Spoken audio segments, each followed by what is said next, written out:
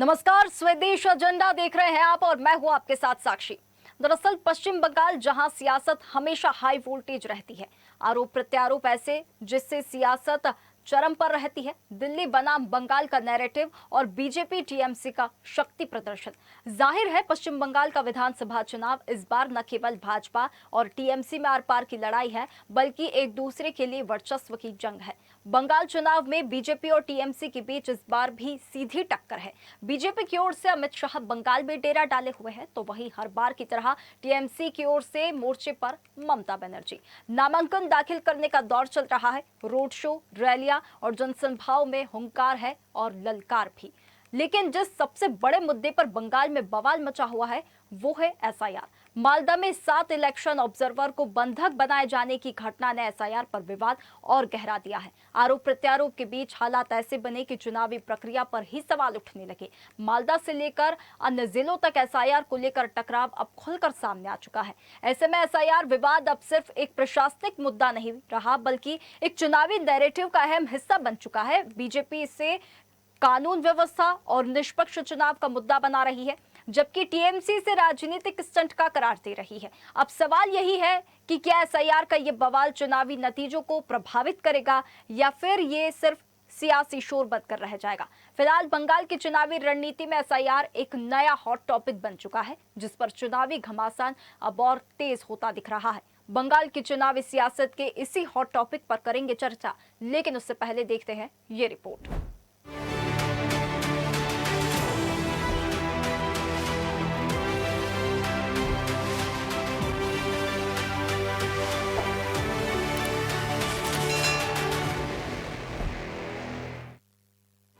पश्चिम बंगाल में 294 सीटों पर सत्ता की जंग, ममता बनाम बीजेपी का सीधा मुकाबला। पश्चिम बंगाल में इस बार दांव सिर्फ सत्ता का नहीं, बल्कि सियासी वर्चस्व का भी है। अब चुनावों में ज्यादा वक्त नहीं बचा है। ऐसे में नामांकन और रैलियों में बीजेपी और टीएमसी का शक्ति प्रदर्शन है। एक और ममता सत्ता बचाने की जंग लड़ रही हैं, तो दूसरी तरफ बीजेपी सत्ता परिवर्तन के लिए ताल ठोक रही है। लेकिन इस बार चुनाव सिर्फ नारों और रैलियों का नहीं, बल्कि वोटर लिस्ट पहचान और ध्रुवीकरण की लड़ाई का बन गया है। बात चुनावी मुद्दों की करें तो बेरोजगारी और विकास, कानून व्यवस्था और महिलाओं की सुरक्षा, एनआरसी, सीएए के साथ ही पहचान की राजनीति, भ्रष्टाचार बनाम कल्याणकारी योजनाएं बीजेपी और टीएमसी की रैलियों और सभाओं के केंद्र में है। एसआईआर विवाद और नामांकन का बवाल के साथ चुनावी प्रक्रिया पर सवाल है। विकास बनाम पहचान की राजनीति भाजपा और टीएमसी का मुख्य एजेंडा है, तो वहीं ध्रुवीकरण की रणनीति से दोनों ही दल अपने अपने वोट बैंक को साधने में जुटे हैं। इस बीच मालदा जिले में एसआईआर से जुड़े 7 इलेक्शन ऑब्जर्वर को बंधक बनाए जाने का मुद्दा तूल पकड़े हुए है। दरअसल पश्चिम बंगाल में एसआईआर का काम अभी भी जारी है। 28 फरवरी को फाइनल वोटर लिस्ट जारी हुई थी, जिसमें 7.04 करोड़ वोटर के नाम थे। लगभग 60 लाख नाम न्यायिक जांच के दायरे में रखे गए। इन्हें वोटर लिस्ट में रखने या हटाने पर फैसले के लिए 705 न्यायिक अधिकारियों को नियुक्त किया गया था और चुनावी प्रक्रिया के तहत एसआईआर टीम इलाके का निरीक्षण करने पहुंची थी। इसी दौरान स्थानीय लोगों के एक समूह ने ऑब्जर्वर्स को घेर लिया और कुछ समय के लिए बंधक बना लिया। ये घटना अचानक भड़के विरोध के बीच हुई। इस घटना पर सुप्रीम कोर्ट ने नाराजगी जताई। कहा ये घटना सोची समझी और भड़काऊ लगती है।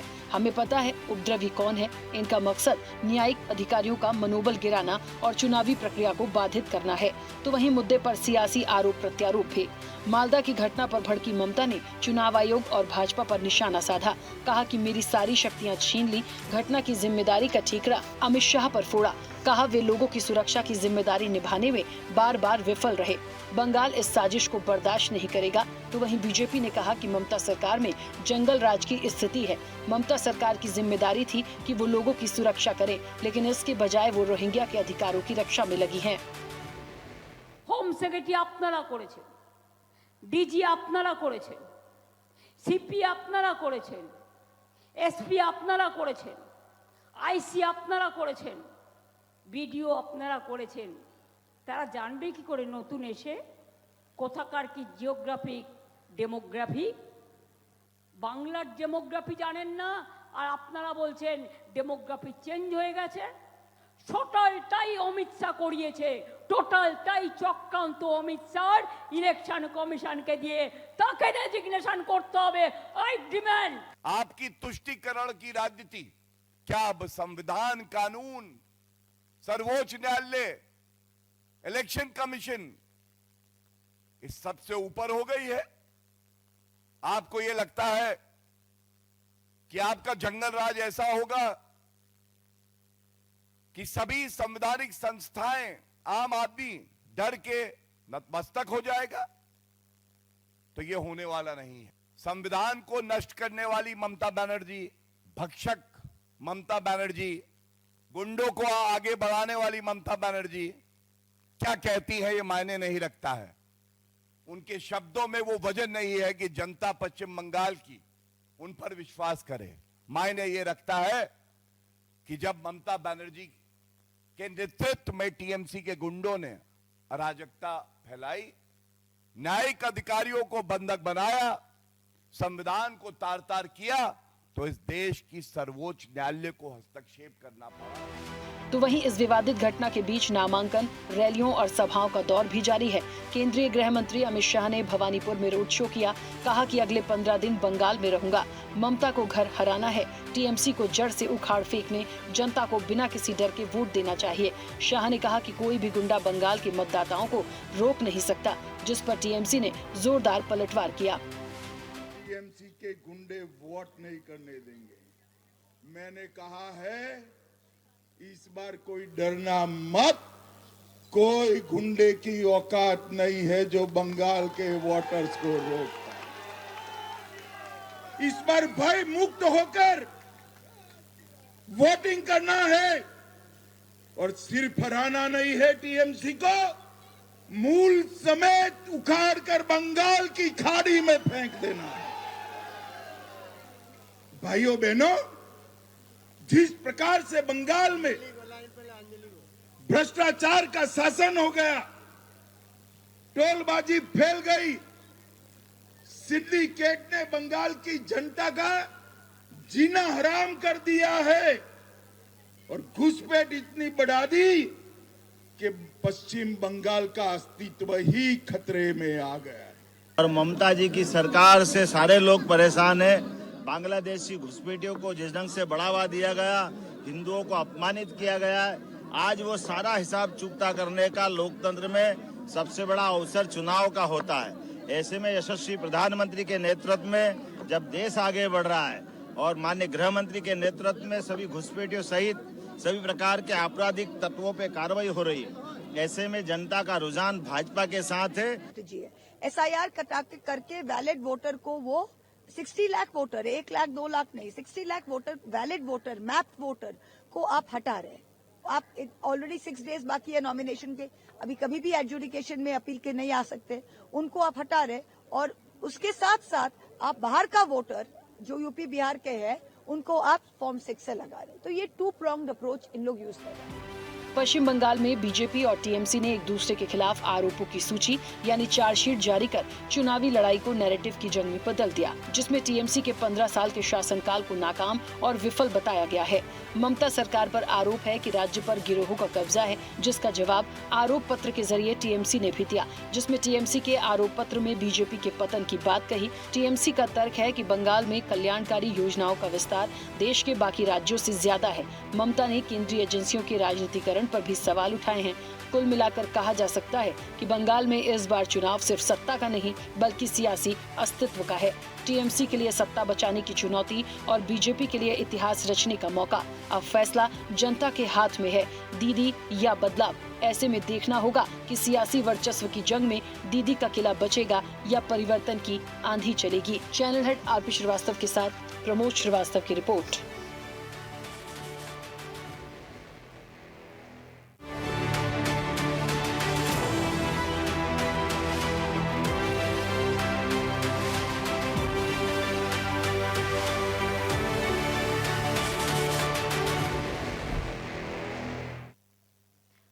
तो देखिए, पश्चिम बंगाल जहां पर सियासत हमेशा से हाई वोल्टेज में रहती है, आरोप प्रत्यारोप ऐसे जिससे सियासी तापमान चरम पर होता है, दिल्ली बनाम बंगाल का नैरेटिव और बीजेपी टीएमसी का शक्ति प्रदर्शन देखने के लिए मिल रहा है। फिलहाल जो मुद्दा गरमाया हुआ है वो 7 इलेक्शन ऑब्जर्वर को बंधक बनाए जाने का मुद्दा भी गरमाया हुआ है। मालदा में जो 7 इलेक्शन ऑब्जर्वर को बंधक बना लिया गया था, उसके बाद से एसआईआर को लेकर भी विवाद जो है और भी गहरा गया है और वहां की राजनीति को एक अलग ही मोड़ दे दिया है। आज इस पर हम खास चर्चा करेंगे। कुछ मेहमान हमारे साथ जुड़ गए हैं, उनसे परिचय करा देते हैं। प्रवक्ता बीजेपी अजय अग्निहोत्री हमारे साथ जुड़ गए हैं। बहुत स्वागत है अजय जी आपका हमारे साथ जुड़ने के लिए।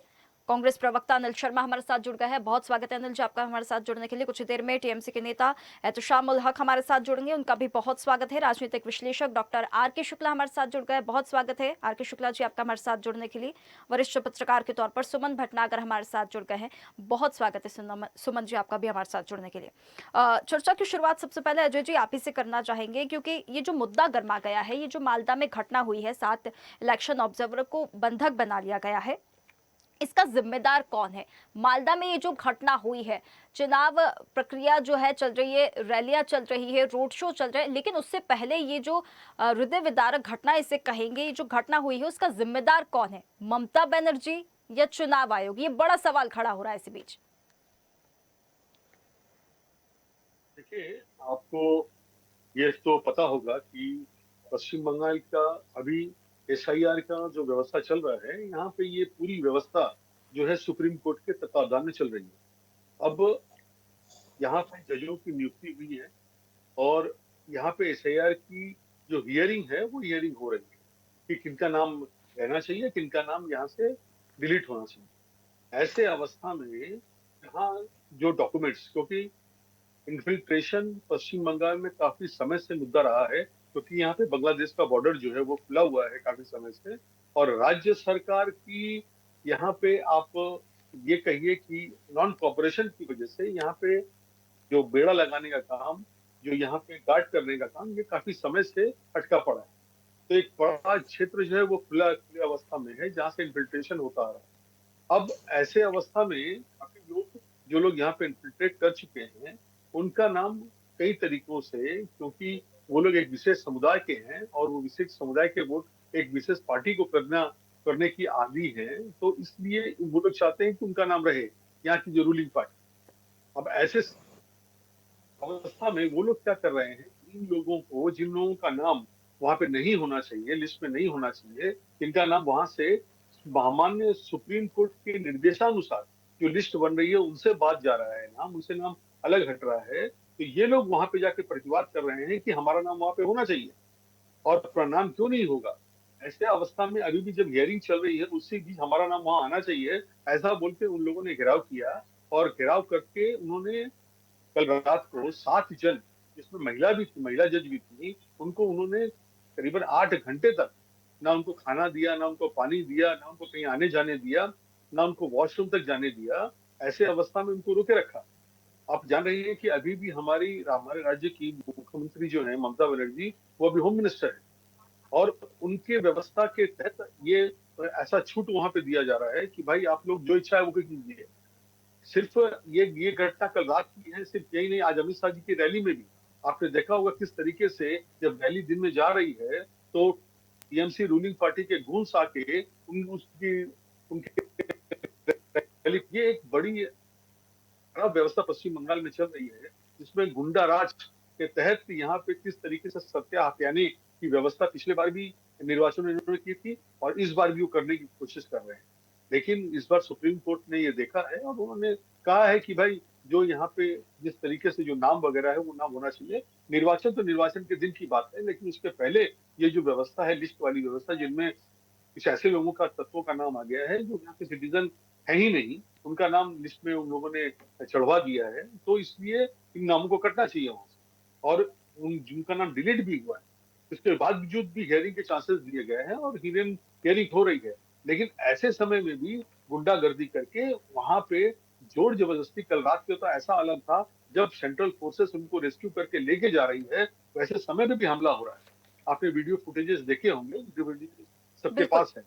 तो ऐसे हालत में सिचुएशन बड़ा संगीन है और पश्चिम बंगाल में निर्वाचन जो है वो आबाद हो सके ऐसी परिस्थिति नहीं बन पा रही। ये बड़ा दुखद। नहीं अजय जी, मतलब ये मान ले कि आप ये बोल रहे हैं, बीजेपी क्लियरली ये कह रही है कि जो ये हिंसा हुई, जो मालदा में ये जो घटना हुई है, उसका पूरी तरह से जो जिम्मेदारी है वो ममता बनर्जी की है।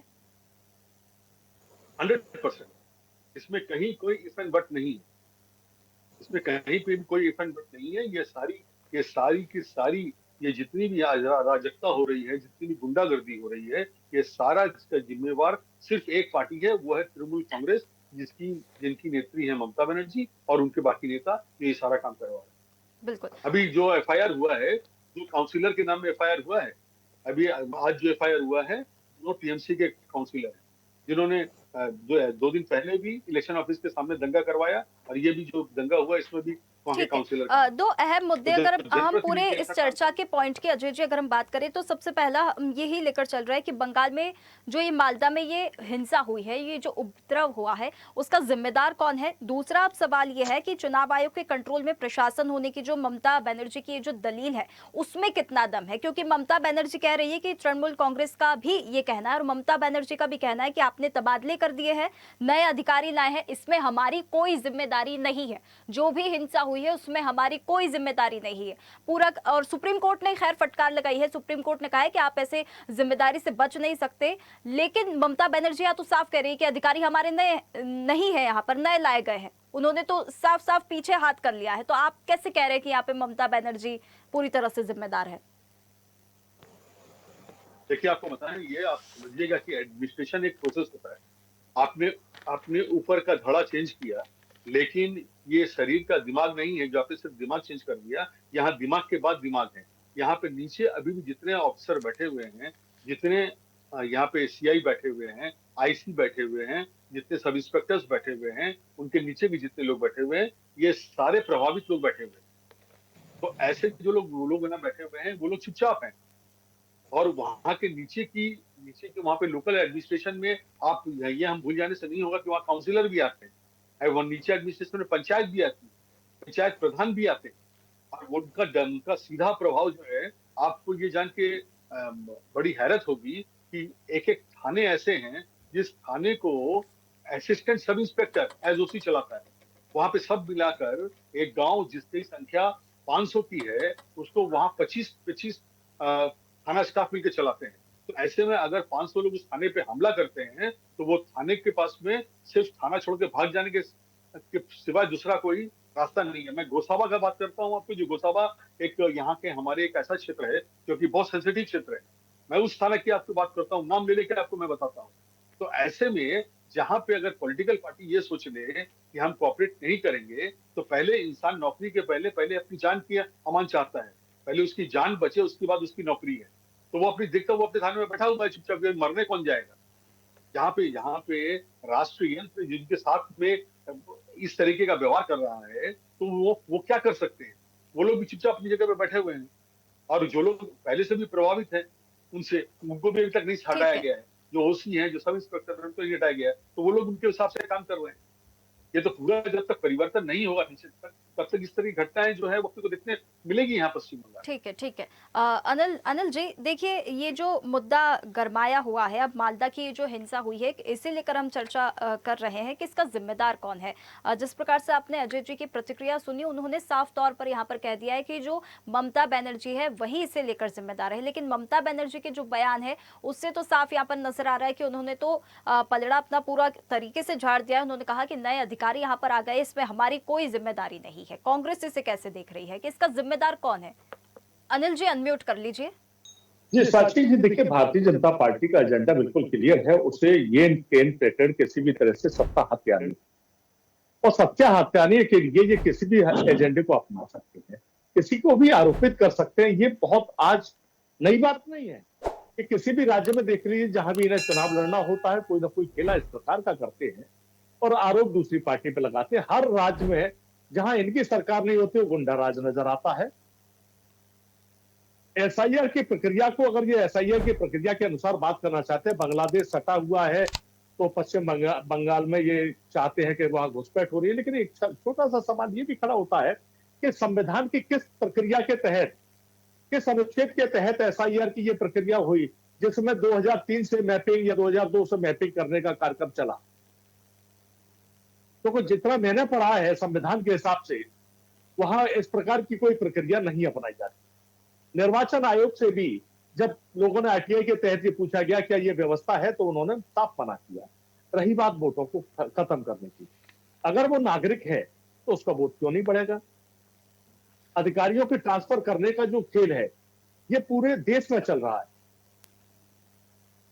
मैं उत्तर प्रदेश से आता हूं, उत्तर प्रदेश की सरजमी पे मैंने देखा है आए दिन ट्रांसफर उद्योग चल रहा है। कोई जनपद ऐसा नहीं जहां डेली ट्रांसफर नहीं होते हो, कोई विभाग ऐसा नहीं जिसमें डेली ट्रांसफर नहीं होते हो।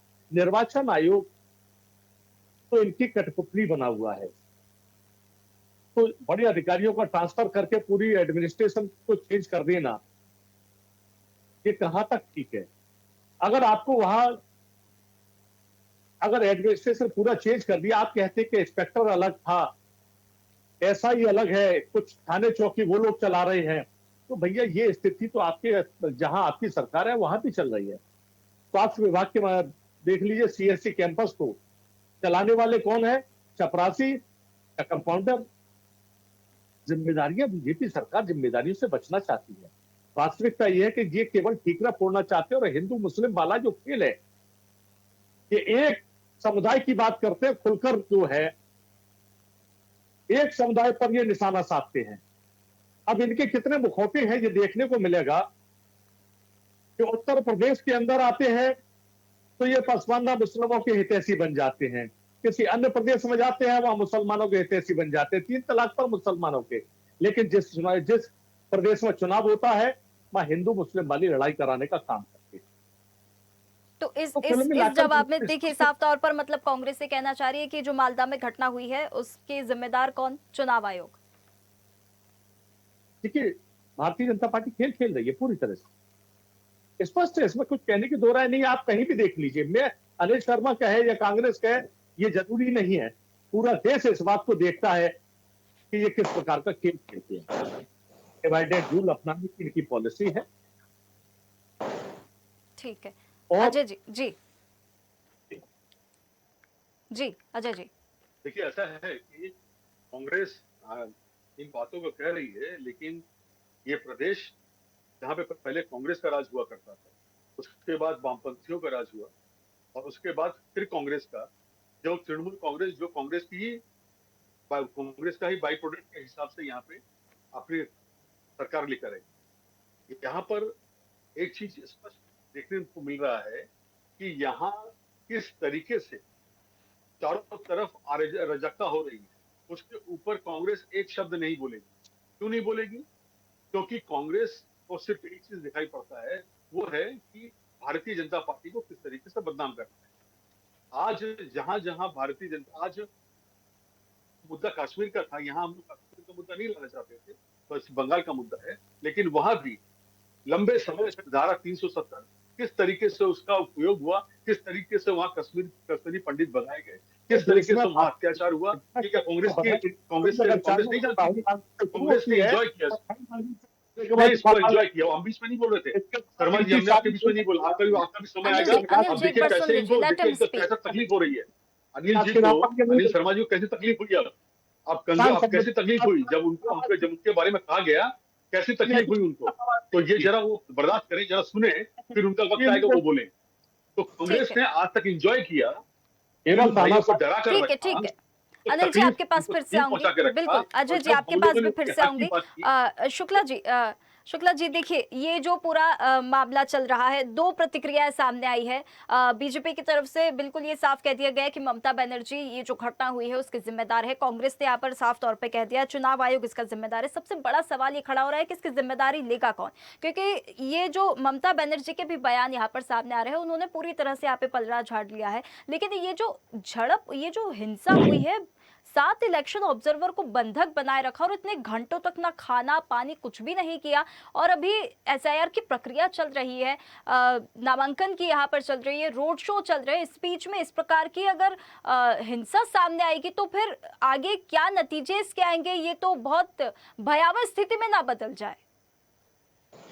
देखिए, आप सभी को याद होगा एसआईआर अभी आया है, 2021 में एसआईआर नहीं था, लेकिन मालदा में घटनाएं हुई थी। मतलब मालदा में जो अभी घटना घटी 1 अप्रैल को, इसका संबंध एसआईआर से नहीं है। एसआईआर एक बहाना है, और अगर एसआईआर से भी है तो अगर आप इस देश के संसाधनों का उपयोग कर रहे हैं, आप इसको यूज कर रहे हैं, अधिकार आप मांगते हैं, तो आपको सरकार के द्वारा लाए गए सभी नियम कानून कायदों का पालन करना होगा। अगर आप नहीं कर सकते हैं तो निश्चित रूप से इसका मतलब ये है कि आप देश के भी द्रोही हैं और कानूनों का पालन भी नहीं करते हैं। कारण कुछ भी हो, पार्टी कुछ भी हो, एसआईआर कोई बहाना नहीं है। हमारे जुडिशियरी के 7 ऑफिसर को दिन के 3:30 बजे से लेके 11 बजे तक बंधक बना के रखा जाता है। ममता बनर्जी बोलती है कि ये जवाबदारी चुनाव आयोग की है, चुनाव आयोग बोलता है या कोर्ट बोलता है कि ममता बनर्जी की है। अगर ममता बनर्जी की क्षमता नहीं है तो अभी भी क्या बिगड़ा है? चुनाव हो रहे हैं, प्रक्रिया चालू हो चुकी है, वोटिंग 23-28 को होना है।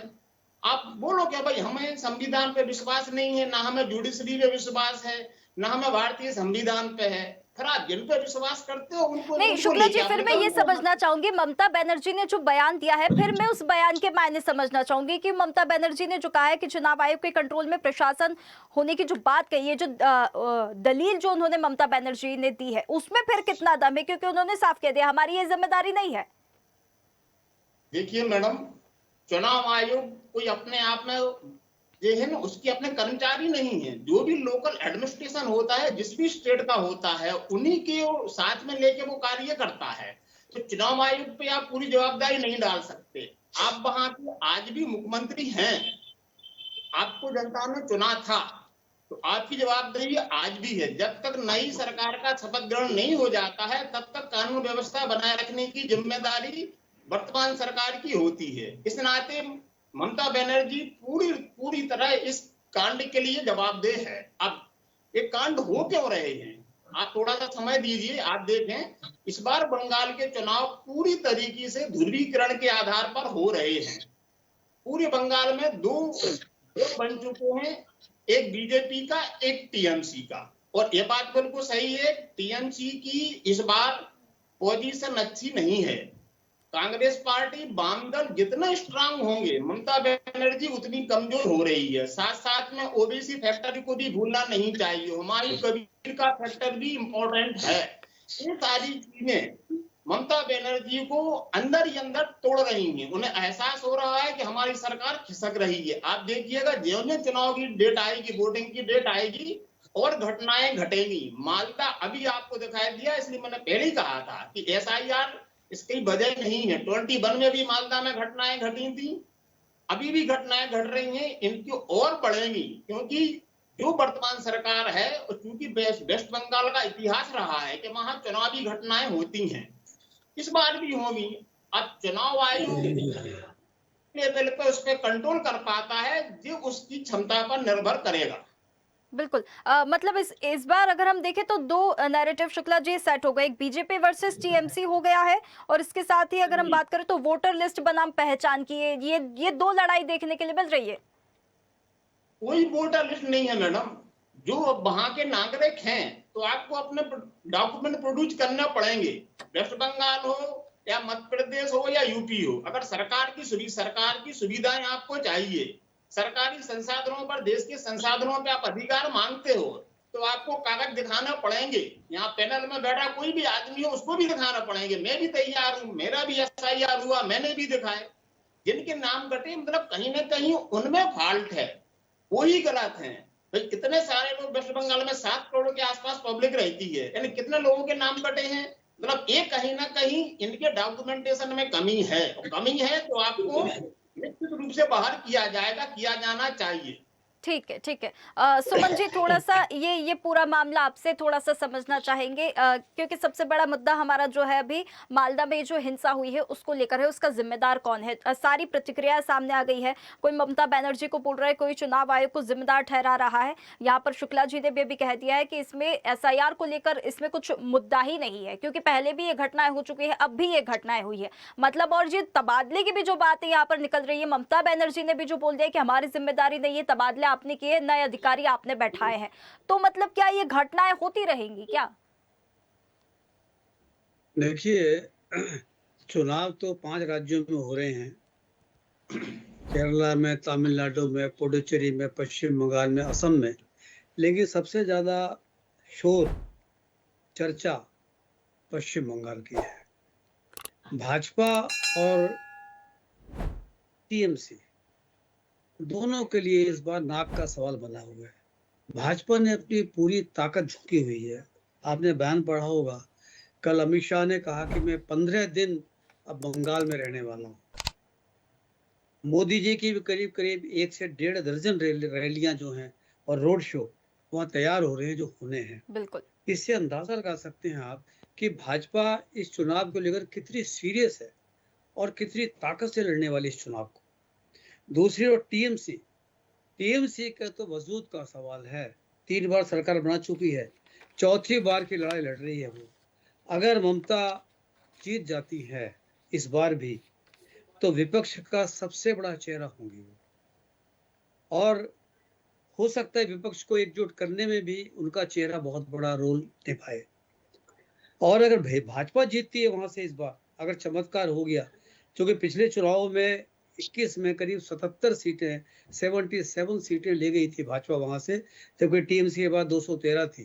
कांग्रेस की सिर्फ 1 सीट थी वहां उस समय, पिछली बार में। अगर भाजपा वहां से जीत जाती है तो 2027 में जो 7 में से 6 हिंदी भाषी राज्यों के चुनाव होने वाले हैं, गोवा का, उत्तराखंड का, पंजाब का, यूपी का, गुजरात का, हिमाचल का और एक मणिपुर का भी, ये चुनाव होने वाले हैं, इसमें भाजपा को बड़ा फायदा होने वाला है। मालदा वाला इशू एक बड़ा इशू खड़ा हो गया है। हालांकि SIR भी इशू वहां पर है, और माटी ममता इशू भी है, घुसपैठिया इशू भी है, बहुत सारे इशू वहां पर हैं। लेकिन मालदा का एक अभी नया इशू खड़ा हुआ है, जिस तरह से वहां पर चुनाव ऑब्जर्वर को भूखा रखा गया, बंधक बनाया गया, सारा बनाया गया। इसके लिए दोषी कौन है, सवाल ये अभी चल रहा है हमारे बीच में जी। देखो, चुनाव करवा रहा चुनाव आयोग, सारा जिला प्रशासन, सारी पुलिस इस समय चुनाव आयोग के अंडर है। चुनाव आयोग ने बड़े बड़े अधिकारियों से लेकर छोटे अधिकारियों तक तबादले किए हैं। ठीक है, ममता की सरकार वहां पर है, नीचे पुलिस उसकी है, डीसी उसके हैं, एसडीएम उसके हैं, तहसीलदार उसके हैं, और जो वहां पर चुनाव करवाएंगे वो सारी मशीनरी उनकी है। लेकिन चुनाव आयोग के पास सारी ताकत है। अगर उसको लग रहा है कि फला जगह जो इसकी ममता की जो फौज है, ममता की जो एडमिनिस्ट्रेशन है, कहीं ज्यादती कर रही है, तो उसके खिलाफ कड़ी कार्रवाई करने का पूरा अधिकार इस समय चुनाव आयोग के पास है। अगर मालदा में घटना हुई है, इसके लिए ममता जिम्मेदार हो सकती है, लेकिन बड़ी जिम्मेदारी इस समय चुनाव आयोग की है। शुरू में उसने बड़े बड़े अधिकारी बदल दिए, एसपी बदले सारे। अब भी उसको लगता है कि कहीं पर इस तरह गड़बड़ है तो बदलने का अधिकार है, उसमें क्या दिक्कत है। ममता की भी जिम्मेदारी है कि भाई वहाँ चुनाव उसके राज्य में हो रहे हैं, शांतिपूर्वक चुनाव हो। मुझे ऐसा लग रहा है कि जो 5 राज्यों में चुनाव हो रहे हैं, सबसे ज्यादा माहौल खराब पश्चिम बंगाल में होने वाला है। एक तरफ वहाँ भाजपा खड़ी है ताकत के साथ, एक तरफ टीएमसी खड़ी है वहां पर, और अब एक नई फौज तैयार हुई है ओबीसी की और हुमायूं कबीर की। ये मुस्लिम और हिंदू का जो ध्रुवीकरण वहां होने वाला है, इस ध्रुवीकरण से माहौल खराब होगा वहां पर। आप देख लेना इस चुनाव में, चाहे केरल हो, चाहे अपना तमिलनाडु हो, वहां आपको इतना माहौल खराब नहीं नजर आएगा। पश्चिम बंगाल में इस बार काफी माहौल खराब होने वाला है। हो सकता है कि हिंसा भी वहां पर ज्यादा हो, तो प्रशासन को, सरकार को इस बात को ध्यान में रखना चाहिए। ध्रुवीकरण की राजनीति के संकेत हमें अभी दिखाई दे रहे हैं कहीं ना कहीं कि आगे किस प्रकार से राजनीति ऐसा ममता 27% मुस्लिम है वहां पर पश्चिम बंगाल के अंदर जी।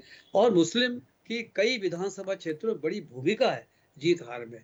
ममता को लगता था कि सारे मुस्लिम, चूंकि भाजपा ने तो हिंदू कार्ड खेला है वहां पर, हिंदू कार्ड खेल रही है वहां पर, हिंदू ही बहुत हैं, बंगालीज भी हिंदू हैं, गैर बंगाली भी हिंदू हैं, सारे हैं वहां।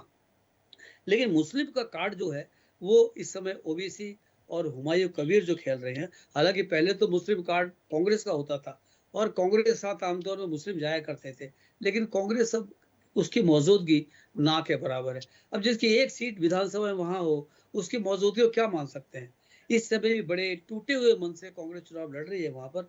हालांकि कांग्रेस बहुत बड़ी पार्टी है, पश्चिम बंगाल में सालों तक सरकार रही है उसकी, उसका असर है, उसके कार्यकर्ता हैं, उसके बाद नेता हैं, उसके बाद टीम है। लेकिन इस समय अगर देखेंगे तो कांग्रेस वहाँ मायूसी के हालात में है। मोटे तौर पर मुकाबला भाजपा और टीएमसी के बीच में होना है। अब कौन सरकार बनाएगी ये आने वाला बिल्कुल समय बिल्कुल बता। बिल्कुल हमारे साथ एहतशाम उल हक भी जुड़ गए हैं, टीएमसी के नेता है। एहतशाम जी, देखिए जो मुद्दा है आज का वो गरमाया हुआ है मालदा में हुई हिंसा को लेकर।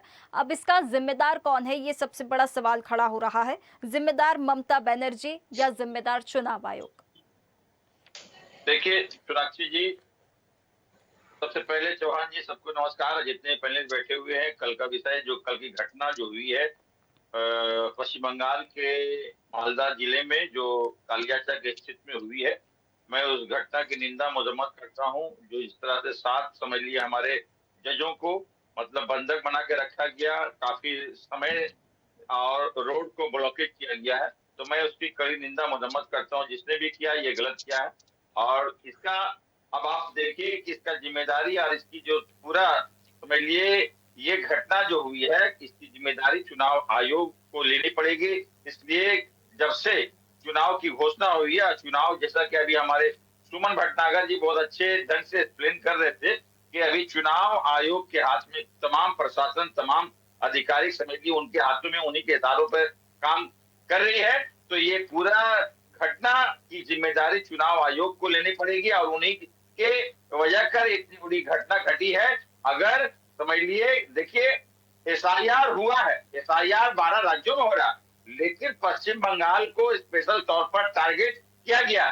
भारतीय जनता पार्टी के इशारे पर एक समझ लिए आयोग जो निष्पक्ष है, लेकिन वो निष्पक्ष होकर के नहीं, वो समझ लिए असंवैधानिक के तौर पर किसी केंद्र पार्टी के इशारे पर काम कर रही है। यानी कि भारतीय जनता पार्टी के इशारे पर काम कर करके यहाँ 60 लाख लोगों का समझ लिए इस तरह से समझ लिए नाम को समझ लिए मिसमैच किया जा रहा है, हटाया जा रहा है। तो लोगों के भीतर आक्रोश होगा, लोगों के भीतर होगा कि हमारा फंडामेंटल मौलिक अधिकार हमसे छीना जा रहा है। हो सकता है हम इस बार वोट नहीं दे सके, इसलिए वहां हजारों हजार की संख्या में कल NH 12 में जो कालियाचक सुजापुर में स्थित है, वहां जो इन लोग जो किए हैं, हुजूम लगाए हैं, घेराबंदी किए हैं, वो आक्रोश वो घेराबंदी करने में लोग कौन थे एहतशाम जी? कौन लोग थे? क्या उसमें टीएमसी के कार्यकर्ता शामिल थे? बिल्कुल नहीं, हमारे कोई कार्यकर्ता नहीं थे, ना हमारे कोई नेता थे। ये सब समझ लिए कि एक लंबे षड्यंत्र भारतीय जनता पार्टी एक नैरेटिव तैयार कर रही है इस हिसाब से कि ताकि उन्हीं के हम समझते हैं कुछ लोग मिले जुले हैं जो इस तरह की जो कल की घटना घटी है। इस घटना की मैं निंदा करता हूं। हमारी किसी भी पार्टी के कोई भी इसमें शख्स नहीं है, ना हमारे कोई नेता है। आप देखे होंगे, आप एक आदमी को कार के ऊपर खड़े होकर करके हजारों हजार के संख्या में वो अपनी बात संबोधित कर रहे थे, अपनी बात रख रहे थे। मतलब वो वहाँ के स्थानीय लोग थे, वहाँ की जनता इस प्रकार के कार्य थोड़ी कर सकती है। इस प्रकार के कृत्य करेंगे कि इलेक्शन ऑब्जर्वर को बंधक बना लिया। ये तो बहुत गलत हुआ, ये तो बहुत गलत हुआ। हम समझते हैं इस पर कड़ा समझ लिए ये नहीं, तो मतलब आप वहाँ की जनता को इसके लिए जिम्मेदार ठहरा रहे हैं एहतशाम जी? सीधी बात है। देखिए कौन थे वो लोग, कौन थे? क्या उसमें टीएमसी के कार्यकर्ता नहीं थे? फिर चुनाव आयोग को लेना होगा इसका। इसलिए कि अभी जब से कोड ऑफ कंडक्ट लगा हुआ है तो इसका पूरा जिम्मेदारी समझ लीजिए चुनाव आयोग। हम समझते हैं कि ज्ञानेश कुमार जी को मतलब ये करना चाहिए कि यहाँ जो है चुनाव आयोग का मेन, उनसे सवाल पूछना चाहिए और इसका पूरा जिम्मेदारी चुनाव आयोग का है और हमारी सरकार के ऊपर नहीं बनती है। अजय जी देखिए, वापस बात वहीं पर आकर रुक रही है। चुनाव आयोग को यहाँ पर जिम्मेदार ठहराया जाए, क्योंकि पूरी ताकत जो है वो चुनाव आयोग के पास में। ठीक है, वहां पर जो तबादले हुए ममता बनर्जी के यहाँ पर पुलिस अधिकारी थे, लेकिन जो कंट्रोल है, जो ताकत है, वो तो चुनाव आयोग के पास है। अजय जी, ऐसा नहीं है कि जो बात अभी हक साहब बोल रहे हैं वो बात वो नहीं जानकर बोल रहे हैं। वो परिस्थिति को पश्चिम बंगाल की बहुत अच्छे से समझते हैं। अभी थोड़ी देर पहले सुमन जी बोल रहे थे ना कि 2021 की बात। अब 2021 में भारतीय जनता पार्टी के 200 कार्यकर्ताओं की हत्या हुई, 200 कार्यकर्ता, और वो नामजद सारे वहां पे सारे नामजद है, तो सारा नाम है कि किनकी किनकी हत्या हुई। उसमें एमएलए भी थे, उसमें एमएलए की भी हत्या हुई थी। आपको बता दें, यहाँ की परिस्थिति यहाँ की जनता समझ रही है और यहाँ के लोग समझ रहे हैं। और ऐसा नहीं है कि हक साहब भी समझ रहे हैं, लेकिन उनको डिफेंड करना है क्योंकि वो टीएमसी से बिलोंग कर रहे हैं। कल जो घटना घटी है, वहां पे उनके काउंसिलर वहां उपस्थित थे, वो वहां पे आपको भड़का रहे थे। आज ममता बनर्जी की रैली में खुद अनकोट ममता बनर्जी ने कहा है कि आप किसी भी जज पे हमला मत कीजिए, अगर आप जजों पे हमला करते हैं तो यहाँ पे राष्ट्रपति शासन हो सकता है, यहाँ पे लिखित इमरजेंसी हो सकता है। ये बात ममता बनर्जी ने खुद कही है। अगर उनके लोग नहीं थे तो ममता बनर्जी ने आज ये भाषण में ये बात क्यों कही? तो अजय जी, राष्ट्रपि शासन लगेगा, क्या लगता है आपको? राष्ट्रपति शासन लगाया जाएगा, तैयारी में है? देखिए इलेक्शन कमीशन के अंडर में निर्वाचन हो रहा है। इलेक्शन कमीशन काफी है यहाँ पे परिस्थिति को संभाल के अपना निर्वाचन करवाने में। अगर राष्ट्रपति शासन लगाना होता तो पहले लगाती। यहाँ पे इलेक्शन कमीशन के हवाले देकर यहाँ पे राष्ट्रपति शासन का तो प्रावधान ही अभी नहीं रहता है। अभी तो सिर्फ इलेक्शन की बात है, इलेक्शन को किस तरीके से फ्री एंड फेयर कराया जाए। और उसके बावजूद भी बता दें, सिर्फ 200 कार्यकर्ता नहीं, अभी और 100 का कार्यकर्ता, उसके बाद 2021 से अभी तक 100 और कार्यकर्ताओं की हत्या हुई है। यहाँ पर भारतीय जनता पार्टी की कार्यकर्ताओं की हत्या हुई है। तो आपको ये बता दें यहाँ पे भारतीय जनता पार्टी किस माहौल से गुजर रही है और यहाँ के लोग किस त्रासदी से गुजर रहे हैं, कि यहाँ के लोग और यहाँ की भारतीय जनता पार्टी ही समझ रही है। और आज तो ये बात जो होती है ना कि बात अपने तक होते होते पराया तक होते होते अपने तक आ जाती है। आजकल तो हर माहौल ये है कि थाने के ऑफिसर, थाने के जज, थाने के वकील सब मार खा रहे हैं। आपको बता दें हाई कोर्ट तक यहाँ पे जब बहुत सारे मामले यहाँ से सुप्रीम कोर्ट चले गए इसलिए क्योंकि हाई कोर्ट में घेराबंदी करके सुनवाई नहीं करने दी गई, हियरिंग नहीं करने दी गई। ऐसी परिस्थिति तैयार कर दी यहाँ की टीएमसी ने, उनके लॉयर्स का एक एसोसिएशन बना के वहां पे खड़ा किया। आज कांग्रेस सब जानती है, कांग्रेस दूर से तमाशा देख रही है। तमाशा इसलिए देख रही है क्योंकि कांग्रेस का यहाँ पे कुछ भी नहीं है और बी टीम वो कांग्रेस की ही है। तो वहां पे अगर कुछ होगा तो सेंट्रल में जाके कांग्रेस के बगल में ही बैठना है। तो कांग्रेस यहाँ पे ये मजा देख रही है कि भाई मर रहे हैं भारतीय जनता पार्टी की, मार रही है तृणमूल, बगल में लगा हुआ है कांग्रेस। तो भैया कांग्रेस तो इसमें नहीं है, लेकिन कर रही है तृणमूल कांग्रेस। तो ये लोग देख रहे हैं, लेकिन देश की चिंता अगर किसी को है तो भारतीय जनता पार्टी को है। ठीक है, देश की चिंता बिल्कुल भारतीय जनता पार्टी को है। ठीक है जय जी, एक और मेरे सवाल रहेगा। केंद्रीय गृह मंत्री अमित शाह, ठीक है सुन लीजिए, केंद्रीय गृह मंत्री अमित शाह वहां पर डेरा डाल के बैठे हुए, क्या खेल खेलने की तैयारी हो रही है? हो जाएगा परिवर्तन इस बार? डेरा डाल के नहीं बैठे, वो आज आए हैं और वो एक नॉमिनेशन 15 दिन का वहां पर उन्होंने डाल लिया है। तो क्या मतलब परिवर्तन देख रहे हैं इस बार? उनकी रैली पे हमला हुआ। अब परिवर्तन निश्चित है, ये बात जो है वो तृणमूल को पता चल चुकी है। जनता जो है तृणमूल के साथ नहीं है। कांग्रेस जो है यहाँ टूटे हुए हालत में है। लेफ्ट का यहाँ पे कोई अभी नामो निशान नहीं है क्योंकि 34 साल जनता उनको देख चुकी थी। ऐसे सूरत हाल में भारतीय जनता पार्टी को विकल्प के हिसाब में जनता चाहती है। ये बात कांग्रेस को हजम हो रही है, ना कांग्रेस को हजम हो रही है, ना टीएमसी को हजम हो रही है, ना बाकी लोगों को हजम हो रही है। यहाँ पर सिर्फ इतना ही नहीं, यहाँ पे जो घटनाएं घट रही हैं, आरजीकर जैसी घटना यहाँ पे हुई, एक डॉक्टर को सरेआम कई लोगों ने मिलकर उसका जो है रेप किया, मर्डर किया, उसका कुछ भी नहीं हुआ। एक कांस्टेबल को सिर्फ इसके तहत जो है जेल की सजा देकर मामला को रफा दफा किया गया। और जिस तरीके की रिपोर्टें आई थी, ये बात साफ शामिल था कि उसमें तृणमूल कांग्रेस के काफी लोग उसमें इन्वॉल्व, क्योंकि वहां पे बहुत सारी जो है गंदगी चल रही थी, वहां बहुत सारे घोटाले चल रहे थे। उसके विपक्ष में ये जो आरजीकर की डॉक्टर है ये बोलना चाहती थी, जिसके कारण से जो है उसकी हत्या कर दी। बिल्कुल ठीक। उसके बाद सिर्फ एक हत्या नहीं है, वैसे मेडिकल में बहुत सारी हत्याएं हुई। ये आम डॉक्टर लोग यहाँ से, डॉक्टर परेशान, पुलिस परेशान, इंजीनियर परेशान, बिजनेसमैन परेशान, यहाँ की आम जनता परेशान। मतलब भारतीय जनता पार्टी एकदम पश्चिम बंगाल में बदलाव के मूड में नजर आ रही है। पूरा सिस्टम बदल देगी, सब बदलाव आ जाएंगे। एक थोड़ा सा मैं प्रतिक्रिया लेना चाहूंगी एहतेशाम जी से। एहतेशाम जी देखिए, जिस प्रकार से बीजेपी की बातें हो रही है, रैलियां हो रही है, शो हो रहे हैं और यहाँ पर अमित शाह भी डेरा डाल के बैठ गए, जो भी खेला वो खेल रहे हैं। अब ऐसा लगता है कि दीदी का किला बचेगा नहीं? देखिए साक्षी चौहान जी, सबसे बड़ी बात है भारतीय जनता पार्टी पूरी ताकत झोंक दी है और 2021 में भी इन्होंने झोंकी थी। उन्होंने कहा था कि अब की बार 200 के पार, लेकिन जनता ने उनको 70 सीटों पर लाके खड़ा किया। इस बार शुक्र है कि इस बार 200 का पार नहीं बोल रहे हैं, 170 सीट बोल रहे हैं। इनका इस बार आज हमारे आदरणीय होम मिनिस्टर श्री अमित शाह जी कहे हैं कि 170 सीट हम पश्चिम बंगाल में लेकर आएंगे, 200 का नारा नहीं दिए हैं, तो 170 सीट का आप बोले हैं। हम समझते हैं आने वाले दिनों में इनको कम से कम 40 से 50 सीट के बीच में जनता रखेंगे, इसलिए कि भारतीय जनता पार्टी, सबसे बड़ी बात है, बंगाली का दुश्मन है, बांग्ला भाषा का दुश्मन है, यहाँ की संस्कृति का दुश्मन है, बंगाली का जो कल्चर है, बंगाली सभ्यता से वाकिफियत नहीं है भारतीय जनता पार्टी को, किसी भी तरह का इनको मालूमात नहीं है। तो ये किसी भी तरह से सरकार इनका सपना देख रहे हैं कि हम इस बार चौथी बार सरकार बनाएंगे यहाँ पर आने के लिए।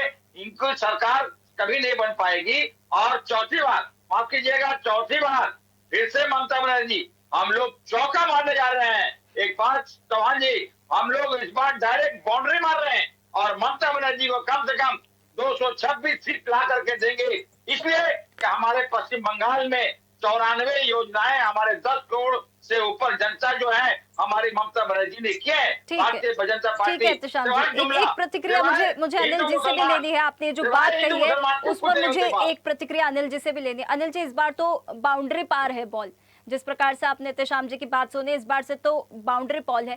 क्योंकि देखिए, दो यहाँ पर नैरेटिव जो ये जो मुद्दा है सेट यहाँ पर हो रहा है कि एक तो वोटर लिस्ट बनाम पहचान हो गया है और बीजेपी वर्सेस टीएमसी हो गया है। कांग्रेस कहाँ है? अच्छी जी, देखिए, कांग्रेस जमीन पर काम कर रही है। नजर क्यों नहीं आ रहे वो काम अनिल जी? मेरी आप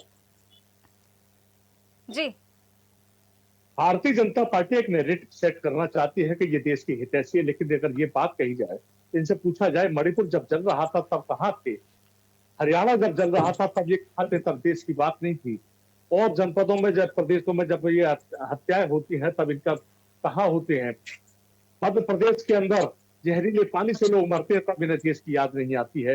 ये देश हित की बात करने वाले देश के विरोधी लोग हैं। ये वो लोग हैं जो अंग्रेजों के तलवे काटते हुए इनका जीवन इनके पूर्वजों का निकल गया। मैं दूसरी बात पर आता हूं। पश्चिम बंगाल में जीत किसकी होगी समय बताएगा। हर पार्टी अपना काम कर रही है, लेकिन देश के गृह मंत्री कहते हैं 15 दिन में ढेर डालकर बैठूंगा। देश के गृह मंत्री को क्या पूरे देश की जिम्मेदारी नहीं है? क्या केवल 15 दिन तक एक चुनाव देखने की जिम्मेदारी है? तो भैया गृह मंत्री पद से इस्तीफा दे दीजिए, आप रिजाइन करिए गृह मंत्री पद को और लगिए चुनाव प्रभारी के रूप में। तो बड़ी इनको ये जिम्मेदारी उठानी पड़ेगी। कि कांग्रेस की तरफ जो निगाह करते हैं ना, ये 400 पार का नारा देते थे, 400 पार का नारा देते देते कांग्रेस की उपलब्धि है कि ये 2 बैसाखियों पर टिक कर रह गई। उत्तर प्रदेश में 80 पार का नारा देते थे, किस हाशिए पर लाकर विपक्ष ने इनको खड़ा किया। तो ये पश्चिम बंगाल में भी इनकी स्थिति बीजेपी की बहुत शून्य की पोजीशन पर वाली है, और आने वाला समय भारतीय जनता पार्टी का क्या होगा वो देखने को मिलेगा। ये देश के विरोधी लोग हैं, यूजीसी लाकर सवर्णों का विरोध करते हैं, ब्राह्मणों की हत्या कराते हैं, और शिक्षा के स्तर की बात किया तो शिक्षा के स्तर को ये गिराने का काम करते हैं। रोजगार के नाम पर ये लाठियां बांधते हैं। बेरोजगार आज तड़प रहा है, ओवरएज हो रहे हैं लोग, लेकिन ये रोजगार नहीं देते। प्रतिवर्ष 2 करोड़ रोजगार देने की बात की, 11 साल हो गए, आपके कितने रोजगार थे? इस हिसाब से तो लगभग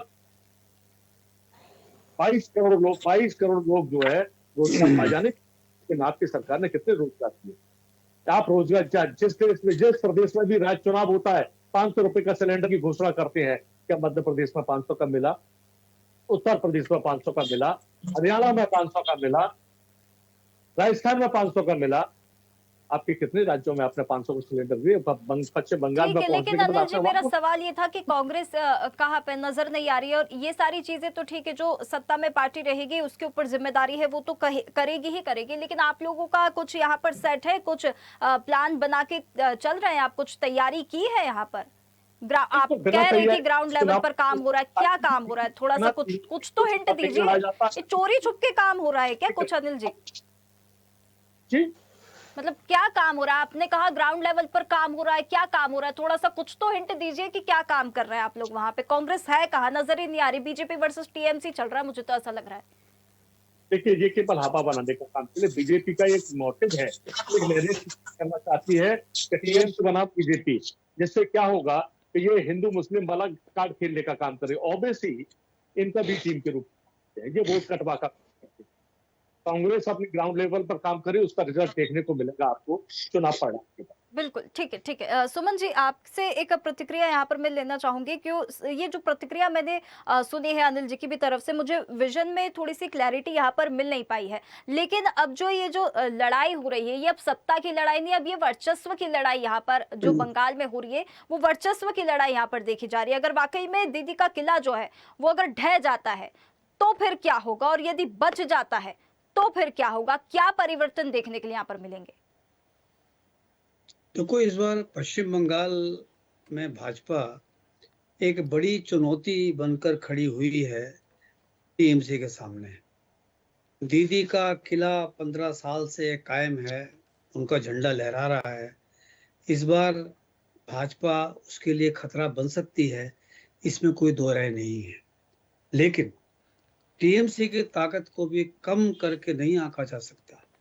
आज मास खास तौर पे जो महिला वर्ग है, वो इस बार टीएमसी के साथ खड़ा हुआ नजर आ रहा है।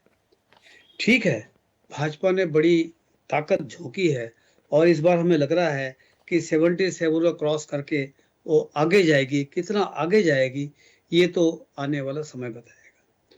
लेकिन इतना जरूर है कि इस चुनाव में मुकाबला टीएमसी और भाजपा का होना है।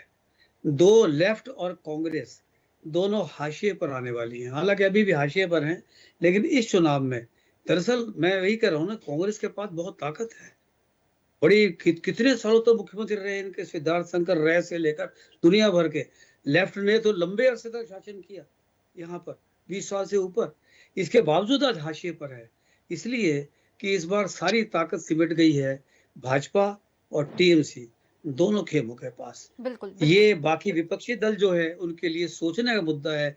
उनको सोचना चाहिए, लेफ्ट को भी और कांग्रेस को भी, कि कभी हम सत्ता में रहे लंबे अरसे तक, आज क्या हाल हो गया हमारा, और क्यों इस समय टीएमसी और भाजपा दो धुरियां बन गई हैं जिन पर बंगाल की सारा दारोमदार सत्ता और विपक्ष टिका हुआ है। बिल्कुल। शुक्ला जी, एक आपसे भी छोटी सी प्रतिक्रिया लेना चाहूंगी। जिस प्रकार से सुमन जी ने भी कहा है कि जो बड़ा चैलेंज है टीएमसी के सामने, भाजपा इस बार बनकर आ रही है, कितना बड़ा खतरा यहाँ पर भाजपा बन सकती है? ममता के किले को क्या ढहा देगी वाकई में भाजपा? और जो जिस प्रकार से अमित शाह यहाँ पर 15 दिन का उन्होंने एकदम बना लिया है, फुल प्लान यहाँ पर नजर आ रहा है, तो वो प्लान कितना यहाँ पर काम करेगा? क्योंकि जो सबसे बड़ा वर्ग है, जो महिला वर्ग है, वो यहाँ पर टीएमसी के साथ और ममता बनर्जी के साथ यहाँ पर नजर आ रहा है। तो ये एक थोड़ा सा बहुत क्रॉस कनेक्शन कह दे, ये कोलैप्स भी कहीं ना कहीं देखने के लिए मिल रहा है। तो कितना बड़ा खतरा बन सकती है भाजपा? बिल्कुल सही है कि वेस्ट बंगाल में दो ही पार्टियों के बीच में चुनाव है, बीजेपी और टीएमसी। इससे कोई इनकार नहीं कर सकता, ये कटु सत्य है। लेकिन ये बात भी ध्यान रखिएगा कि 15 साल के शासन के साथ ही साथ संदेश खाली घटना हो, एमजीआर हॉस्पिटल की घटना हो, और वोटों का ध्रुवीकरण हो, और साथ साथ में कानून व्यवस्था हो, ये चारों चीजें टीएमसी को काफी नुकसान पहुंचाने जा रही हैं। मेरा जो अवलोकन है, इस बार वेस्ट बंगाल में स्पष्ट बहुमत किसी पार्टी को नहीं मिलेगा। कांग्रेस पार्टी की स्थिति सुधरेगी, 5 से 10 सीटें कांग्रेस को मिलने की संभावना है। देखिएगा 4 मई को हम साथ में बैठेंगे, और सबसे बड़ा फैक्टर साबित होने वाला है ओवैसी और हुमायूं कबीर। ये टीएमसी को नुकसान पहुंचाने जा रहे हैं। 2-5 सीटें वाम दलों की भी आएंगी, क्योंकि जो वोटर बीजेपी को पसंद नहीं करता, अब वो टीएमसी को छोड़ेगा, जाएगा कहां? कांग्रेस के पास आएगा, बिल्कुल, या वाम दल के पास जाएगा। और जो मुस्लिम वोटर है, वो उसका टोटली ध्रुवीकरण है, वो होने जा रहा है ओवैसी और हुमायूं कबीर की पार्टियों के साथ में। बिल्कुल। एक एहतिशाम जी, आपसे भी छोटी सी प्रतिक्रिया लेना चाहेंगे, क्योंकि अब बात यहाँ पर आ गई है कि भाजपा काफी बड़ा खतरा यहाँ पर टीएमसी के सामने बनती हुई नजर आ रही है। 15 दिन का फुल प्लान यहाँ पर रेडी है अमित शाह का। कितना बड़ा खतरा देख रहे हैं आप इसे, या कोई खतरा महसूस नहीं हो रहा? साक्षी जी, हम लोग पूरा तौर पर समझ लिए इत्मीनान है कि हमने लोगों के लिए इतना काम किए हैं, लोगों के लिए इतने योजनाएं की हैं, इसलिए जनता हमें चौथी बार फुल मेजोरिटी के साथ, हम लोग 2011 में जब पहली बार सरकार बनाए थे तो 170 सीट लाए थे, और ठीक 2016 में 211 सीट लेके आए थे साक्षी जी, और 2021 में हम लोग 213 सीट लेके आए थे। आने वाले 2026 में हम अपने ही रिकॉर्ड को बीट करेंगे और कम से कम 226 सीट लाएंगे और यहाँ चौथी बार ममता बनर्जी को फुल मेजोरिटी में सरकार बनाएंगे। अब भारतीय जनता पार्टी का सपना जितना भी एजेंसी को लगा कर करके पश्चिम बंगाल में कर रहे हैं, उनकी सारी टाई फिट हो जाएगी और हम लोग बाउंड्री मार रहे हैं। 4 मई दीदी बार चौथी बार शपथ ले रही है। बिल्कुल अजय जी, एक छोटी सी प्रतिक्रिया आपकी तरफ से। यहाँ पर भाजपा वाकई में बहुत बड़ा चैलेंज यहाँ पर बन तो रही है टीएमसी के लिए, लेकिन जो एक वर्ग की हम बात कर रहे हैं, महिला वर्ग की, उसके जो वोट है, जो महिला वर्ग है, वो पूरी तरह यहाँ पर इंक्लाइन नजर आ रहा है टीएमसी के साथ। ये बहुत बड़ा, क्या ये भाजपा के लिए चैलेंज बनता हुआ नजर आ रहा है, या इसको कैसे डिकोड करेगी, कैसे तोड़ेगी? देखिए, आपको हम बताएं कि ऐसा कुछ लोग सोच रहे हैं। वो यहाँ पे एक व्यवस्था है लक्ष्मी भंडार, जिसमें 1,500 रुपया करीब जो है महिलाओं को मिलता है। लेकिन भारतीय जनता पार्टी का स्पष्ट यहाँ पे मुद्दा है कि भारतीय जनता पार्टी और भी राज्यों में देती आ रही है और यहाँ पे वो भारतीय जनता पार्टी आते ही वो 3,000 रुपया होगा। तो ये मुद्दा तो महिला वाला उनका खत्म है। और बता दें आपको कि यहाँ पर बाकी जो आयुष्मान जो भारत है, उनका जो तहत यहाँ पे जो लाभ मिलता है लोगों को, वो ममता बनर्जी यहाँ लागू नहीं होने देती, इसका नुकसान लोगों को। तो इसलिए आप जान के रखिए, यहाँ पे लोग ये अच्छे, यहाँ पे पे कमीशन का मुद्दा जो है, 7th पे कमीशन यहाँ पे लागू नहीं है, यहाँ इधर भी लागू नहीं है। तो इसलिए वहाँ की वो भी जनता जो इनके साथ में नहीं है, भारतीय जनता पार्टी ने कहा है आते ही इसको लागू। ठीक है। तो आपको ये बता दें कि ये मुद्दे सारे ममता जी के अगेंस्ट में हैं। और ये बता दें आपको कि जिस तरीके की अराजकता यहाँ की जनता झेल चुकी है, जिस तरीके का कष्ट झेल चुकी है, आने वाले दिन में अब ममता से वो लोग ठीक है अजय जी, एक छोटी सी प्रतिक्रिया अनिल जी की तरफ से। अनिल जी, एक छोटा सा मेरा प्रश्न है आपके लिए। जो हम यहाँ पर बात कर रहे हैं, कांग्रेस यहाँ पर बंगाल में ऐसा तो नहीं है सॉफ्ट टीएमसी लाइन पर चल रही है ताकि बीजेपी को रोक सके? साक्षी जी, कांग्रेस अपने जिन मुद्दों पर काम करती है, जनता से जुड़े हुए मुद्दे होते हैं, जनता से सीधा संवाद होता है, उन मुद्दों के साथ जनता के बीच में जा रही है। और जिस प्रकार का नैरेटिव बीजेपी ने सेट करने का काम किया है, वो बिल्कुल फेलियर की ओर है और बिना कांग्रेस के सरकार पश्चिम बंगाल में नहीं बने। बिल्कुल। तो देखिए, सारे विजन यहाँ पर क्लियर खैर नजर आ रहे हैं। जो भी घटना यहाँ पर हुई है, जो भी हिंसा हुई है मालदा में, अब उसका जिम्मेदार कौन है, सारी जांच प्रक्रिया यहाँ पर चल रही है। सुप्रीम कोर्ट ने भी यहाँ पर आदेश दे दिए हैं, गाइडलाइंस जारी हो गई है, और किस प्रकार से खेला बदलने वाला है वो तो आने वाला वक्त बताएगा। बहुत धन्यवाद आप मेहमानों का हमारे साथ जुड़ने के लिए इस खास चर्चा में। तो देखिए, खास चर्चा आज हम कर रहे थे किस प्रकार से अमित शाह ने डेरा डाल दिया है पश्चिम बंगाल में। जो अलग ही खेल अब होने वाला है, क्योंकि 15 दिन पश्चिम बंगाल में रहने वाले हैं, रोड शो रैलियां चल रही है केंद्रीय गृह मंत्री अमित शाह की। अब वो दीदी का जो किला है वो ढहाने में कितनी तरह सफल होगी भाजपा, क्योंकि एक बड़ा खतरा, बड़ा चैलेंज टीएमसी के सामने भाजपा बन तो रही है, लेकिन एक जो वर्ग है वो भी टीएमसी के साथ है। लेकिन जिस प्रकार से तैयारी यहाँ पर भारतीय जनता पार्टी की देखने के लिए मिल रही है, बीजेपी वर्सेस टीएमसी जो चल रहा है, बहुत बड़ा यहाँ पर चैलेंज है। और इस चैलेंज को किस प्रकार से भारतीय जनता पार्टी पार करती है, और वाकई में परिवर्तन की आंधी यहाँ पर अगर चल जाती है तो किस प्रकार से राजनीति बदल जाएगी, सत्ता में अगर परिवर्तन आ जाता है तो क्या चीजें और भी बदल जाएंगी, वो तो आने वाला वक्त ही बताएगा। फिलहाल स्वदेश एजेंडा में इतना ही। आप बने रहिए स्वदेश न्यूज के साथ, सबसे पहले देश। ताज़ा खबरों के लिए लाइक, फॉलो और यूट्यूब पर सब्सक्राइब कर बेल आइकन दबाएं। साथ ही हर अपडेट के लिए विजिट करें स्वदेशलाइव.com।